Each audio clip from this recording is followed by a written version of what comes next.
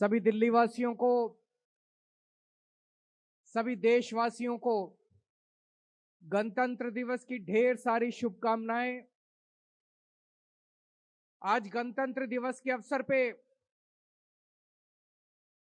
हम सल्यूट करते हैं, सलाम करते हैं उन सभी स्वतंत्रता सेनानियों की जिन्होंने बड़ी से बड़ी शहादत देकर, आजीवन संघर्ष करके हमारे देश को आजादी दिलाई। आज हम सलाम करते हैं हमारे उन सभी जांबाज सैनिकों की जिन्होंने आजादी के बाद 75 साल हमारे देश की सरहदों पर अपनी जान की बाजी लगा के हम लोगों की रक्षा की। हम सलाम करते हैं उन तमाम लोगों को, किसानों को, मजदूरों को, उद्योगपतियों को, व्यापारियों को, उन तमाम साइंटिस्ट्स को, महिलाओं को, युवाओं को, उन तमाम लोगों को जिन लोगों ने 75 साल में हमारे देश को आगे बढ़ाने के लिए, देश का विकास करने के लिए अपना योगदान दिया। दोस्तों, अभी कुछ दिन पहले 22 जनवरी के दिन अयोध्या में श्री राम लल्ला जी का प्राण प्रतिष्ठापन किया गया। ये पूरे देश के लिए, पूरे विश्व के लिए एक बेहद गर्व की, खुशी की और बधाई की बात थी। चारों तरफ लोगों ने खूब उत्सव मनाया। एक तरफ जहां हमें श्री रामचंद्र जी की भक्ति करनी है,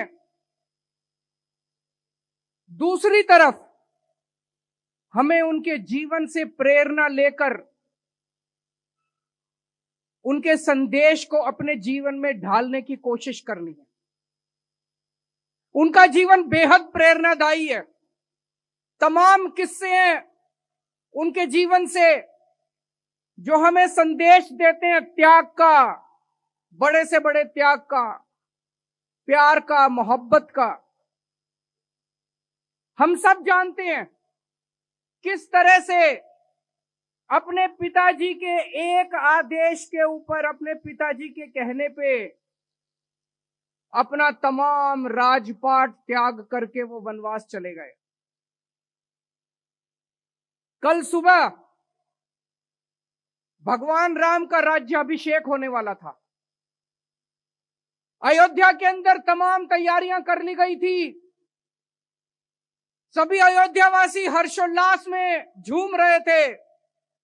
सभी अयोध्यावासी बहुत खुश थे कि कल सुबह भगवान राम अयोध्या के राजा बनेंगे। सब लोग तैयार थे।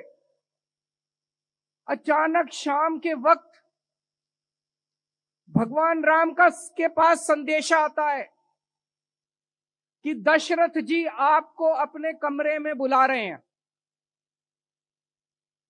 भगवान राम दशरथ जी के कमरे में जाते हैं। वहां देखते हैं कि दशरथ जी बहुत दुखी मन से बैठे हैं। माता कैकेयी उनके पास है। कमरे में घुसने के बाद माता कैकेयी उनको बोलती है कि महाराज ने मुझे 2 वर दिए हैं और मैंने उनसे वो दोनों वर मांगे हैं। पहला वर कि भगवान राम को 14 वर्ष के लिए वनवास जाना होगा, और दूसरा वर कि उनकी जगह भरत को अयोध्या का राजा बनाया जाएगा। मैं सोच रहा था कि अगर आज का परिप्रेक्ष्य होता, आज का माहौल होता, पूरे अयोध्यावासी भगवान राम के साथ थे, पूरे अयोध्यावासी भगवान राम को प्यार करते थे। अगर भगवान राम कहते मैं नहीं मानता, पूरी अयोध्या भगवान राम के साथ खड़ी होती। लेकिन भगवान राम तो भगवान थे, उन्हें किसी राजपाट से मोह नहीं था। उन्होंने माता कैकेयी को और महाराज दशरथ को कहा कि महाराज, रघुकुल रीत सदा चली आई, प्राण जाए पर वचन न जाए। आपके वचन का पालन होगा। उन्होंने 2 मिनट के अंदर निर्णय लिया कि वो राजपाट नहीं संभालेंगे और 14 वर्ष के लिए वनवास जाएंगे, बिना किसी गम के, बिना किसी दुख के, चेहरे पर मुस्कान के साथ भगवान ने उनसे विदा ली और खुशी खुशी 14 वर्ष वनवास के लिए चले गए। इससे हमें सीख मिलती है कि अपने माँ बाप की आज्ञा का पालन करना चाहिए। इससे हमें सीख मिलती है कि हमें निर्मोह भाव से, निस्वार्थ भाव से सेवा करनी चाहिए। इससे हमें सीख मिलती है कि हमें किसी तरह का त्याग करने से पीछे नहीं हटना चाहिए। एक तरफ भगवान राम जब वनवास के लिए गए, उस वक्त भरत अपनी नानी के घर गए हुए थे, वो अयोध्या में नहीं थे। जब भरत लौट के आए और उन्हें पता चला कि उनकी माता कैकेयी ने महाराज दशरथ को कह के भगवान राम को 14 वर्ष के लिए वनवास भेज दिया,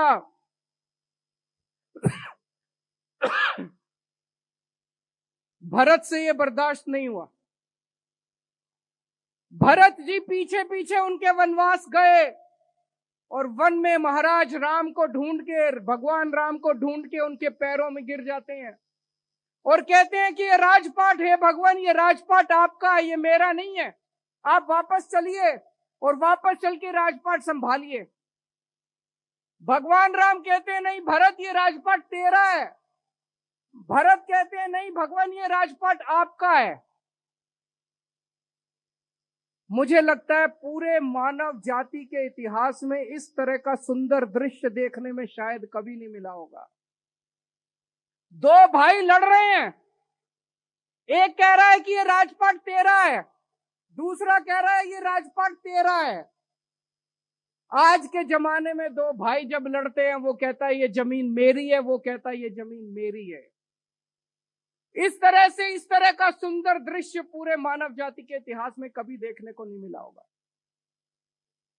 और उसके बाद भरत भगवान राम की खड़ाऊं लेके वापस आ जाते हैं, सिंहासन पे उनकी खड़ाऊं रखते हैं कि भगवान राम के आदेश पे और उन्हीं के नाम से राजपाट चलेगा। आजकल के जमाने में क्या होता है, एक बाप है, बहुत बड़ा सेठ है, उसके 2 बेटे हैं, बाप की मौत हो जाती है, दोनों बेटों में झगड़े शुरू हो जाते हैं। उनकी जायदाद को लेके, जमीन जायदाद को लेके दोनों बेटों में झगड़े शुरू हो जाते हैं।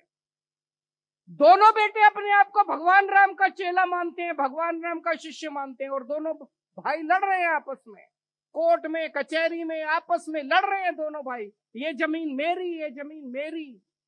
दोनों ने राम नाम का दुपट्टा ओढ़ रखा है। आसमान में अगर भगवान राम बैठे होंगे तो टप टप आंसू बहा रहे होंगे, ये कैसे मेरे भक्त आ गए जो मेरा संदेश भी नहीं मानते। हमें भगवान राम के जीवन को अपने जीवन में ढालना है, उनके संदेश को अपने जीवन में ढालना है।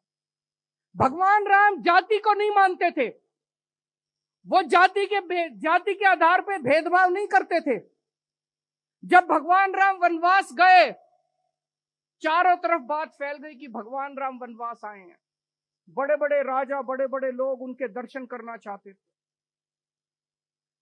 वन में एक माता शबरी थी, शबरी माता थी। वो ऐसी जाति से आती थी जिसको समाज के अंदर जो छुआछूत से प्रताड़ित थी। माता शबरी छुआछूत से प्रताड़ित थी, वो ऐसी जाति से आती थी। उन दिनों में उसे छोटी जाति कहते थे, छोटी जाति से आती थी। भगवान राम की परम भक्त थी। भगवान राम बड़े बड़े राजाओं को दर्शन देने के लिए उनके महलों में नहीं गए। भगवान राम माता शबरी की गरीब झोपड़ी के अंदर उसको दर्शन देने के लिए गए।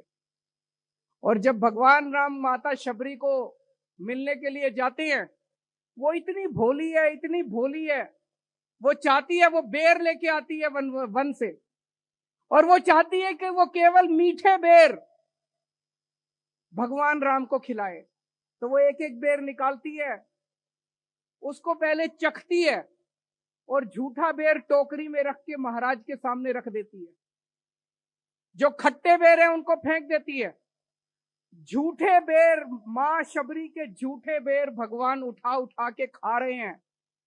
लक्ष्मण भगवान राम को कहते हैं कि हे भगवान, ये क्या कर रहे हैं, ये झूठे बेर हैं। भगवान राम कहते हैं कि इतना अच्छा आहार मैंने आज तक जिंदगी में नहीं किया। कोई मेरा भक्त अगर प्यार से मुझे जो भी खिलाएगा, जैसे भी खिलाएगा, वो मुझे मंजूर है। ऐसे थे भगवान राम, जो जाति के आधार पे कोई भेदभाव नहीं करते थे। आज हमारा समाज जाति के आधार पे पूरा बटा हुआ है। दोस्तों, भगवान राम 14 वर्ष का वनवास पूरा करके वापस आते हैं, अयोध्या के राजा बनते हैं। उनके राजपाट में चारों ओर सुख शांति है, विकास ही विकास है। लोगों को किसी तरह की कोई परेशानी नहीं है। इतिहास के अंदर इसे राम राज्य की परिभाषा दी गई है, राम राज्य। जब राम राज्य की बात की जाती है तो कहा जाता है कि पूरे मानव जाति के इतिहास में इस तरह का सुख शांति वाला अच्छा शासन आज तक कभी नहीं हुआ। रामायण के अंदर इसका कई चौपाइयों और दोहों के अंदर विवरण है। मैं एक बस पढ़ के सुनाऊंगा। दैहिक दैविक भौतिक तापा, राम राज नहीं काहू ही व्यापा। दैहिक दैविक भौतिक तापा, राम राज नहीं काहू ही व्यापा। अर्थात राम राज में दैहिक दैविक भौतिक दुख किसी को नहीं होते। आगे कहते हैं, सब नर करहि परस्पर प्रीति, चलहि स्वधर्म निरत श्रुति नीति। सब लोग अपने अपने धर्म का पालन करते हैं, नीतियों के हिसाब से प्रेम से रहते हैं, प्रीति से रहते हैं और अपने अपने धर्म का पालन करते हैं। आज दिल्ली के अंदर हम लोग राम राज्य की अवधारणा से प्रेरणा लेके अपनी सरकार चलाने की कोशिश कर रहे हैं। रामायण के अंदर जो राम राज्य की परिभाषा दी गई है, जो अवधारणा दी गई है, उसे हमने 10 बिंदुओं के अंदर संजोया है। 10 प्रिंसिपल्स हैं जिसके ऊपर हम अपनी सरकार चलाने की कोशिश कर रहे हैं। पहला सिद्धांत, राम राज्य के अंदर कभी कोई भूखा नहीं मरता। हमारी कोशिश है कि दिल्ली के अंदर कोई भूखा नहीं रहना चाहिए। जो गरीब लोग हैं हम उन्हें मुफ्त में राशन देते हैं।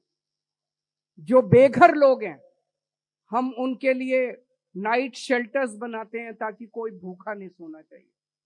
हमारी पूरी कोशिश रहती है, मैं ये नहीं कह रहा कि हमने 100% अचीव कर लिया, लेकिन हमारी कोशिश रहती है कि दिल्ली के अंदर कोई भूखा नहीं सोना चाहिए। दूसरा सिद्धांत है, सबको समान और अच्छी शिक्षा मिलनी चाहिए, एक जैसी शिक्षा मिलनी चाहिए, अच्छी शिक्षा मिलनी चाहिए। भगवान राम के समय में सब बच्चों को गुरुकुल में शिक्षा मिलती थी। राजा का बेटा भी गुरुकुल में जाता था, रंक का बेटा भी, भिखारी का बेटा भी, मजदूर का बेटा भी, किसान का बेटा भी, व्यापारी का बेटा भी, सब लोग गुरुकुल में जाते थे और एक समान सबको शिक्षा मिलती थी। आज हमारे देश के अंदर ऐसी प्रथा चल पड़ी है पिछले 75 साल के अंदर। अमीरों के बच्चे, जिसके पास थोड़ा भी पैसा है, वो बच्चे प्राइवेट स्कूल में जाते हैं। गरीबों के बच्चे सरकारी स्कूल में जाते हैं। सरकारी स्कूलों में पढ़ाई नहीं होती, गरीब गरीब रह जाता है, अमीर अमीर होता जाता है। गरीबों के बच्चों को कोई भविष्य नहीं मिलता, अमीरों के बच्चे अमीर होते जाते हैं, उनके डॉक्टर बनते हैं, इंजीनियर बनते हैं। पिछले 8 साल के अंदर, 9 साल के अंदर हमने इस प्रथा को बदला दिल्ली के अंदर। अब दिल्ली के गरीबों के बच्चों को भी अच्छी से अच्छी शानदार शिक्षा मिलने लगी है, समान शिक्षा मिलने लगी है। अब प्राइवेट स्कूलों से अपना नाम कटा के अमीर लोग भी अपने बच्चों को सरकारी स्कूलों में भर्ती करा रहे हैं। एक ही डेस्क पे अमीर और गरीब का बच्चा एक साथ बैठ के पढ़ रहे हैं। अब गरीबों के बच्चों को भी अच्छा भविष्य मिलने लगा है, उनके बच्चे भी डॉक्टर, इंजीनियर, वकील बनने लगे हैं। तो राम राज्य से प्रेरणा लेके अब दिल्ली के अंदर हमने सभी बच्चों को समान और अच्छी शिक्षा देना शुरू किया है। तीसरा सिद्धांत, अगर कोई बीमार हो जाए तो सबको समान और अच्छा इलाज मिलना चाहिए। पैसे के अभाव में किसी का इलाज रुकना नहीं चाहिए। पैसे के अभाव में, इलाज के अभाव में किसी की मौत नहीं होनी चाहिए। पहले जैसे पूरे देश के अंदर है, गरीब आदमी सरकारी अस्पताल में जाते हैं, सरकारी अस्पताल में इलाज के नाम पे कुछ नहीं होता। अमीर लोग प्राइवेट बड़े बड़े 5 स्टार अस्पतालों में जाते हैं। गरीबों के पास पैसा नहीं है। आज इलाज इतना मुफ्त हो गया कि प्राइवेट में चले जाओ, सारी जमीन जायदाद बिक जाती है। दिल्ली के अंदर हमने सरकारी अस्पतालों को शानदार बनाया, मोहल्ला क्लिनिक खोले, पॉली क्लिनिक खोले, अब महिलाओं के मोहल्ला क्लिनिक खोल रहे हैं, सारी दवाइयां फ्री की, सारा इलाज मुफ्त किया। आज दिल्ली के अंदर सभी लोगों को, चाहे अमीर हो चाहे गरीब हो, समान और अच्छा इलाज मिलना चालू हुआ है।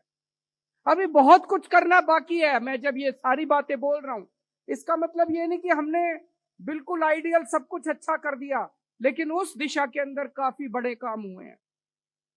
चौथा सिद्धांत, 24 घंटे बिजली आनी चाहिए। और अगर कोई गरीब है तो उसको भी बिजली मिलनी चाहिए। उसके पास अगर पैसे नहीं है बिजली देने के, आज बिजली कोई ऐशो आराम की चीज नहीं है। बिजली भी आज नेसेसिटी है। बिना बिजली के गरीब आदमी का भी इलाज नहीं चलता। हमारी सरकार बनने के पहले दिल्ली में 7-7, 8-8 घंटे के पावर कट लगते थे। आज ही अखबार में रिपोर्ट आई है, केंद्र सरकार ने एक सर्वे कराया है, देश के सारे राज्यों का सर्वे कराया है, और उस सर्वे के अंदर आया है कि दिल्ली टॉप के ऊपर नंबर 1 है। दिल्ली की तीनों बिजली कंपनियां टॉप के ऊपर नंबर 1 है।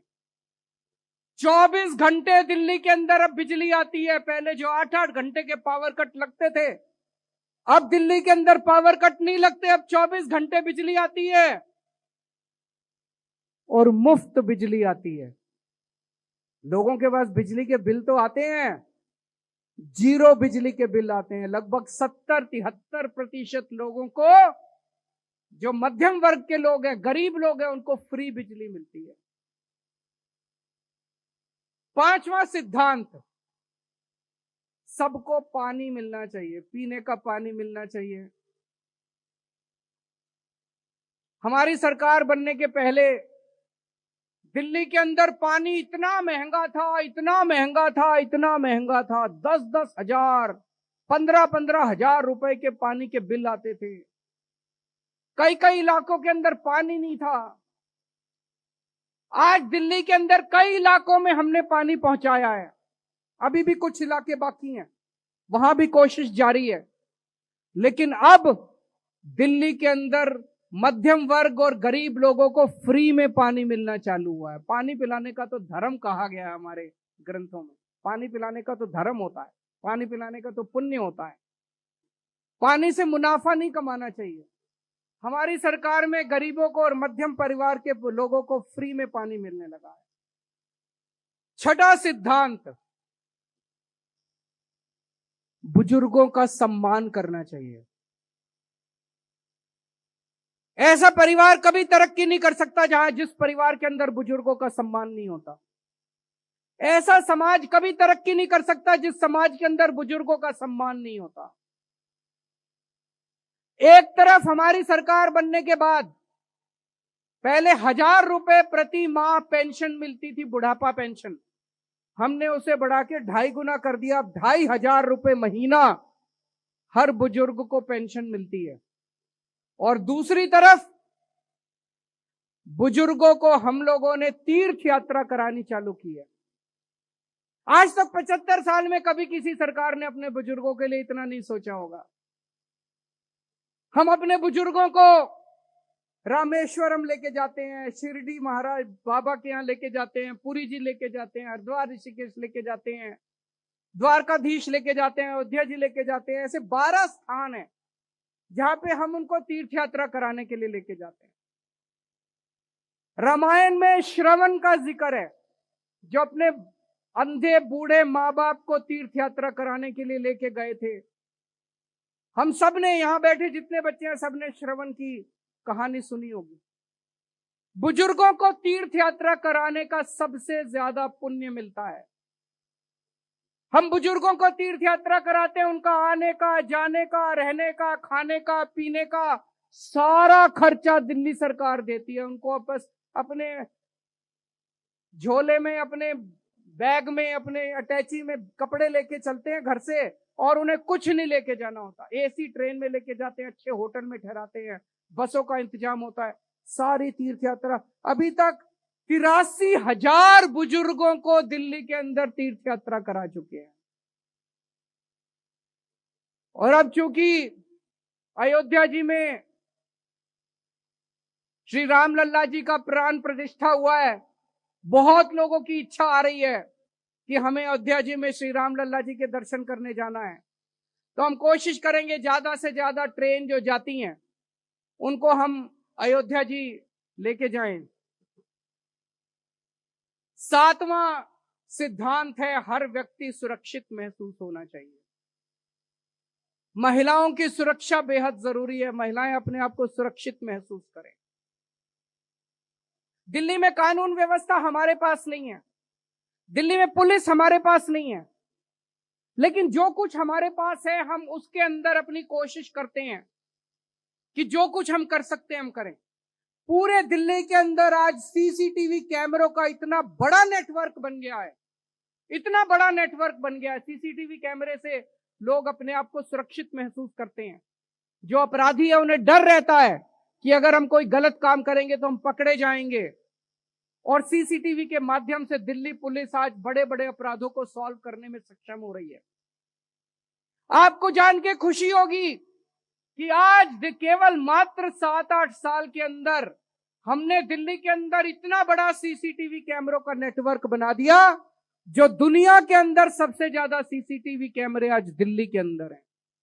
New York, Washington, Tokyo, London, Paris, Canada, कोई दुनिया का शहर ले लीजिए, हर शहर से ज्यादा सीसीटीवी कैमरे दिल्ली के अंदर है। सबसे ज्यादा डेंसिटी सीसीटीवी कैमरे की आज दिल्ली के अंदर है। उसी तरह से हमने कोशिश की है कि रात के वक्त स्ट्रीट लाइट्स, कोई स्ट्रीट लाइट नहीं होनी चाहिए। जो डार्क एरियाज हैं वहां पे स्ट्रीट लाइट्स लगवाने का प्रयास किया गया है। अभी भी कुछ एरियाज ऐसे हैं डार्क एरियाज, वहां भी लगवा रहे हैं, लेकिन पूरी दिल्ली के अंदर डार्क एरियाज को चिन्हित करके सब जगह स्ट्रीट लाइट्स लगाने का प्रयास किया गया है। 8वां सिद्धांत, सबसे जरूरी सिद्धांत, रोजगार। आज बेरोजगारी इतनी ज्यादा फैल गई है, बच्चे डिग्रियां ले लेके घूम रहे हैं, उनके पास रोजगार नहीं है, और बिना रोजगार के घर का खर्चा नहीं चलता। घर कैसे चलेगा? बेरोजगारी आज देश के सामने सबसे बड़ी समस्या बन गई है। उसको दूर करने के हमने कई प्रयास किए। एक तरफ दिल्ली सरकार कई तरीके से कई लोगों को रोजगार दे रही है, सरकारी कई नौकरियां निकल रही हैं। हमने ढेरों मोहल्ला क्लिनिक खोले, उनमें लोगों को रोजगार मिला। हमने door step delivery of services किया, उसमें लोगों को रोजगार मिला। हमने ढेरों नए स्कूल खोले, उसमें युवाओं को रोजगार मिला।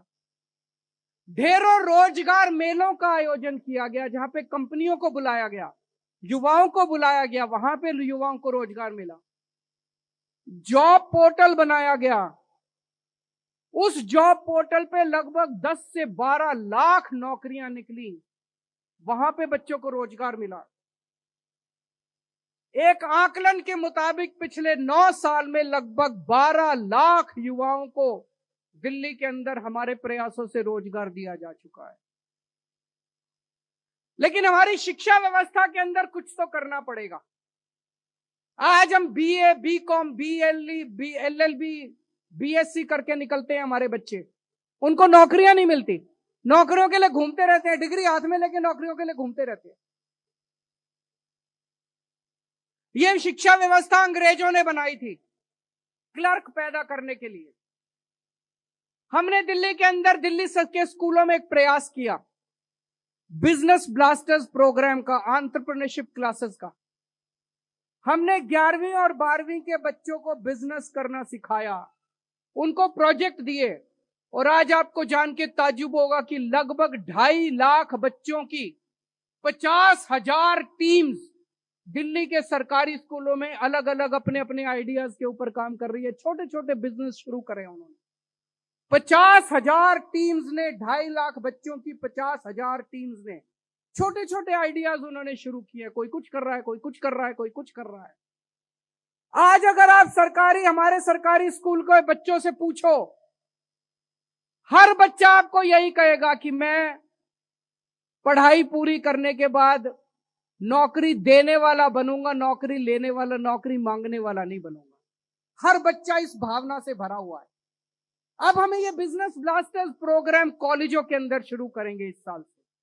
इस साल बजट के अंदर उसका प्रावधान किया जाएगा, और कॉलेज से पास आउट होने वाले बच्चों को ये प्रोजेक्ट शुरू करने की प्रेरणा दी जाएगी कि पास आउट होने के 1 साल पहले से आप कॉलेज में रहते रहते अपने छोटे छोटे बिजनेस आइडियाज के ऊपर काम करना चालू करो।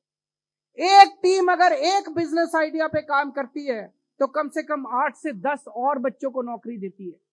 अगर हमने ये भावना बच्चों में भर दी कि मुझे बिजनेस करना है, मुझे धंधा करना है, निकलने के बाद मुझे नौकरी मांगनी नहीं है, मुझे नौकरी देने वाला बनना है, मुझे लगता है कि हमारे देश के अंदर रोजगार की समस्या दूर हो सकती है। एक और बात है, अक्सर हम सुनते हैं भारत को हमें $3 ट्रिलियन इकोनॉमी बनाना है, भारत को हमें $4 ट्रिलियन इकोनॉमी बनाना है, भारत को हमें $5 ट्रिलियन इकोनॉमी। बहुत अच्छी बात है, हमें भारत को $5 ट्रिलियन इकोनॉमी बनाना चाहिए। लेकिन अगर उस 5 ट्रिलियन में से 4 ट्रिलियन एक ही आदमी के पास होंगे और 1 ट्रिलियन 140 करोड़ लोगों के पास होगा, तो सारा देश तो गरीब रह जाएगा, एक ही आदमी अमीर बनेगा। उससे तो लोगों को, बच्चों को रोजगार नहीं मिलेगा, उससे तो देश की तरक्की नहीं होगी। तो हमें ऐसा करना है कि हमें देश को $5 ट्रिलियन इकोनॉमी तो बनाना ही है, लेकिन हमें ऐसा विकास करना है कि वो $5 ट्रिलियन 140 करोड़ लोगों के पास पहुंचे। वो एक आदमी या 2 आदमियों के पास नहीं रहने चाहिए। 75 साल के अंदर हमने अपने देश के अंदर ऐसा विकास मॉडल किया, ऐसा विकास का मॉडल लागू किया है कि कुछ चंद लोग, हमारे देश का सारा विकास से कुछ चंद लोगों का फायदा हो रहा है, बाकी सारा देश गरीब रह जाता है। इकोनॉमिक्स के अंदर एक थ्योरी बताई जाती है, trickle down theory. Trickle down theory का मतलब होता है कुछ लोगों को अमीर बना दो, फिर वो अमीर लोग फैक्ट्री खोलेंगे, उसमें बाकी सब लोग मजदूरी करेंगे, तो उससे धीरे धीरे ट्रिकल, बूंद बूंद बूंद बूंद करते करते अमीरों से गरीबों तक पैसा पहुंचना चालू होगा। कभी नहीं पहुंचता, 75 साल में तो नहीं पहुंचा, अमीर और अमीर होते गए, गरीब और गरीब होता गया। ट्रिकल डाउन थ्योरी नहीं हो रही, ट्रिकल अप थ्योरी हो रही है। गरीबों का पैसा अमीरों के पास पहुंच रहा है, अमीरों का पैसा गरीबों के पास नहीं पहुंचता। हमें ऐसा विकास का मॉडल चाहिए कि सीधे पैसा गरीब के हाथ में जाए। जब पैसा सीधे गरीब और मध्यम वर्ग के हाथों में जाएगा तब देश तरक्की करेगा। अगर एक गरीब के पास पैसा आएगा, वो क्या करेगा? खाने पीने की चीजें खरीदेगा, कपड़े खरीदेगा, लत्ते खरीदेगा, अपने घर का सामान खरीदेगा। इससे अर्थव्यवस्था के अंदर डिमांड पैदा होगी, कपड़ों की फैक्ट्रियां बनेगी, खाने की फैक्ट्रियां लगेंगी, लोगों को नौकरी मिलेगी। जब हमारी दिल्ली में सरकार बनी, हमने सरकार बनने के बाद एक काम किया हमने दिल्ली के अंदर मिनिमम वेज, न्यूनतम भत्ता उस वक्त 9,000 रुपए होते थे, हमने उसे तुरंत बढ़ा के 14,000 कर दिया, अब 18,000 हो गया। 14,000 कर दिया, 50% बढ़ा दिया। कई लोगों ने मुझे गालियां दी उस टाइम, कई लोगों ने कहा कि केजरीवाल जो कर रहा है इससे व्यवसाय बंद हो जाएंगे, व्यापार बंद हो जाएंगे, फैक्ट्रियां बंद हो जाएगी, उनको घाटा हो जाए। कुछ नहीं हुआ, किसी का व्यापार बंद नहीं हुआ, किसी की फैक्ट्री बंद नहीं हुई, लेकिन जनता के हाथ में, गरीबों के हाथ में, मजदूर के हाथ में पैसा आने लगा। और जब मजदूर के हाथ में पैसा आने लगा तो वो मजदूर पैसे खर्च करता है। जब मजदूर पैसे खर्च करता है, गरीब आदमी, मध्यम वर्ग का आदमी पैसे खर्च करता है, उससे डिमांड पैदा होती है, और जब डिमांड पैदा होती है तो अर्थव्यवस्था में तरक्की होती है। राम राज्य की अवधारणा का हमारा 9वां सिद्धांत, महंगाई। महंगाई कम करनी पड़ेगी। आज महंगाई ने लोगों का घर बर्बाद कर दिया, लोगों के घर का खर्चा नहीं चल रहा, आमदनी नहीं बढ़ रही, लेकिन खर्चे बढ़ते जा रहे हैं, लोगों के घर का खर्चा नहीं चल रहा। आज मैं दिल्ली का मुख्यमंत्री होने के नाते दिल्ली वालों को कहना चाहता हूं कि जो जो कदम हमने उठाए हैं, मुझे आज ये कहते हुए बहुत खुशी हो रही है कि केंद्र सरकार के एक सर्वेक्षण के मुताबिक, जो भी आया थोड़े दिन पहले, पूरे देश में सबसे कम महंगाई दिल्ली के अंदर है, सबसे कम महंगाई। दिल्ली में महंगाई दर है 2.95%, 3% है महंगाई दर दिल्ली में। यूपी में 5.5%, महाराष्ट्र में 6%, हरियाणा में 7%, गुजरात में 7%, और राष्ट्रीय स्तर के ऊपर 6%, और दिल्ली में 3%। पूरे देश में जितनी महंगाई है उससे आधी महंगाई दिल्ली के अंदर है। दिल्ली में हमने आपकी बिजली मुफ्त की हुई है, आपका पानी मुफ्त किया हुआ है, आपके बच्चों को अच्छी शिक्षा दे रहे हैं, मुफ्त में दे रहे हैं, आपका इलाज कर रहे हैं, दवाइयों का खर्चा सारा मुफ्त है, महिलाओं के लिए बस में सफर मुफ्त है, बुजुर्गों की तीर्थ यात्रा मुफ्त है। इतनी सारी चीजें जो दिल्ली सरकार ने सहूलियत दी हुई है, उसकी वजह से आज दिल्ली के अंदर महंगाई दर सबसे कम है। अगर लोग महंगाई से लोगों की कमर टूट जाएगी तो उसको तो हम राम राज्य नहीं कह सकते ना। राम राज्य तो तब होगा जब लोग खुशी से रहेंगे, अच्छे से रहेंगे, खुशहाल होंगे। महंगाई में लोग खुशहाल नहीं हो सकते, तो हमें महंगाई को कम करना है। और 10वां और आखिरी सिद्धांत, भगवान ने सबको बराबर बनाया है, चाहे इस धर्म का हो, चाहे उस धर्म का हो, चाहे इस जाति का हो, चाहे उस जाति का हो, चाहे अमीर हो, चाहे गरीब हो, चाहे युवा हो, चाहे बुजुर्ग हो, सब बराबर है। हमें ऐसी शासन व्यवस्था कायम करनी है जिसमें सबको बराबरी से उसमें हिस्सा मिल सके, बराबरी के अवसर मिल सके, और सब लोग आपस में प्यार और मोहब्बत से रहें। जैसा मैंने बताया, आने वाले समय में हम कोशिश करेंगे ज्यादा से ज्यादा लोगों को अयोध्या जी में दर्शन कराने के लिए लेके जाने की। एक तरफ जहां हमें भगवान श्री राम की भक्ति करनी है, दूसरी तरफ अपने अपने तरीके से, अपने अपने जीवन में आप जो कुछ भी कर रहे हैं, आप डॉक्टर हैं, आप जनता की सेवा कर सकते हैं, आप सफाई कर्मचारी हैं, आप अपना काम अच्छे से कीजिए, आप जो भी काम, जहां भी काम, जो भी काम कर रहे हैं, अपना अपना काम समाज के लिए अच्छे से कीजिए। हमें मेहनत से, ईमानदारी से, देशभक्ति से काम करना है, समाज के लिए काम करना है, और साथ साथ भगवान राम की भक्ति करनी है। मुझे पूरा यकीन है कि अगर हम भगवान राम के बताए हुए रास्ते पे चलेंगे तो भारत को दुनिया का नंबर 1 देश बनाने से इस दुनिया की कोई ताकत नहीं रोक सकती।